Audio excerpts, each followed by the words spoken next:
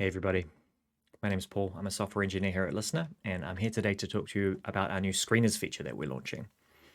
So in our app, we already offer quite robust demographic targeting. You can choose when you're setting up an order who you'd like to target the research to. Heaps of different criteria in there, but this new feature, Screeners, lets you be even more specific by providing a few questions that people will answer before they're allowed to take the test itself to make sure you're getting the exact kind of participants that you want for your research. So today in this video, I'm going to show you a little demo of the feature, how to set up a test using a screener.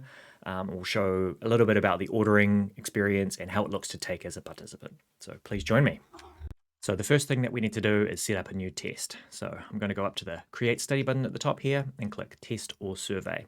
I'm going to give my test a name. Let's call it YouTube Test. And you'll notice here at the top there's a new screener panel.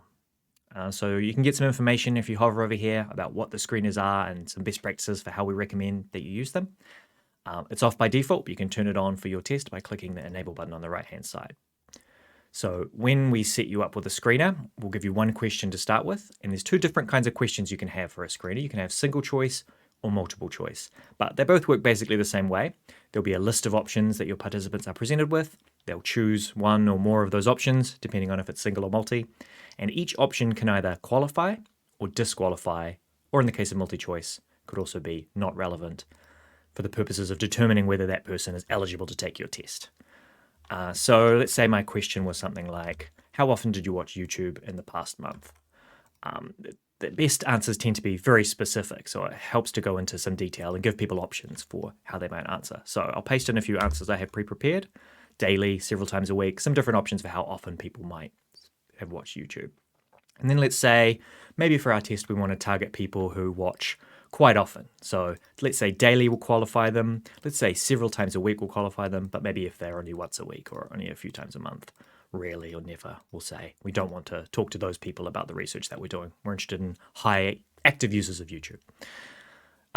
You have an option here to randomize the order of the choices. Maybe if you think you might introduce some bias in the way that you've listed them, you could randomize it for each participant. But in this case, I think it makes sense to have them in sort of increasing order.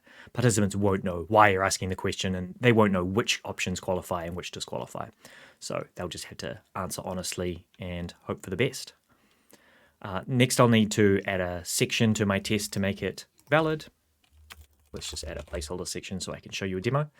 And then let's save the test, and I'll show you what the ordering looks like. So from here, you have two options. You can either recruit from our panel, or you can recruit with a listener link. And both of these options work great with screeners. If you recruited with a link, you could set that up and send it to your own audience or whoever you like. The screener will work perfectly through there, and there's no additional charge for using screeners that way. But what I want to demo today is what it looks like to recruit from our panel alongside the extra demographic options you already get when you're doing an order.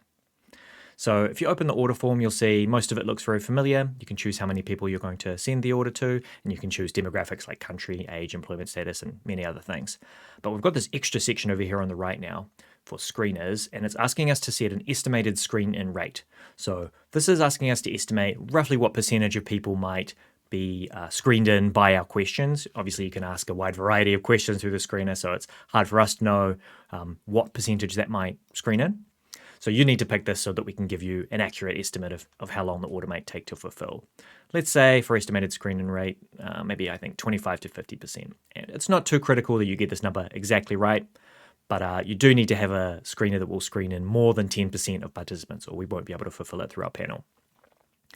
Once we've set the estimated screen-in rate, it's going to give us an estimate of how long the order will take, about an hour in this case for our 50 responses, and then we can hit submit order to send it to the platform.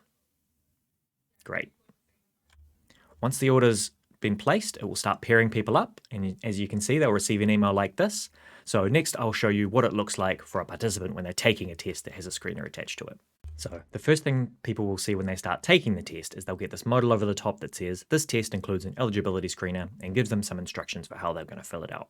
So if I click continue here, now I'm going to get all of the questions that we asked when we were setting up our screener. And you can see all of the options here. And importantly, the participants won't know which options qualify or disqualify them. So they'll just have to answer as honestly as they can and hope for the best.